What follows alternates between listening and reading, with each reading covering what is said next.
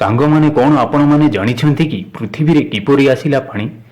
आसंतु आजिर एही भिडियो रे जानिबा पृथ्वी पृष्ठ को केमिति आसिला पानी। जापानी वैज्ञानिक माने एक नुआ गवेषणा करिसंती एवं नुआ दाबी भी करिसंती पृथ्वी पृष्ठ को एस्टेरॉयड माध्यम रे आसीथिबो एही पानी।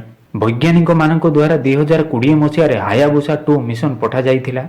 पृथ्वी पृष्ठरु बाहरे एस्टेरॉयड रियागरु माटी एवं धूଳି नमूना नहीं पृथ्वी पृष्ठ को फेरीथिला। ताहापर वैज्ञानिक माने नमूनार अध्ययन करिथिले। सांगमाने गवेषणारू जणा पड़िला जे रियागु एस्टेरॉयड रे अत्यंत प्राचीन रासायनिक उपादान मिलिछि।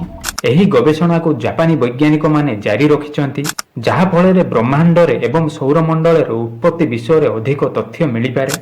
सांगमाने एबे पर्यंत वैज्ञानिक मानक मतरे कोटी कोटी वर्ष तळे एस्टेरॉयड एवं धूमकेतु पृथ्वी सह धक्का खाइथिले।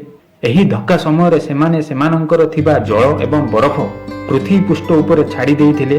धीरे धीरे एही पानी नदी एवं समुद्र रे परिणत हैला।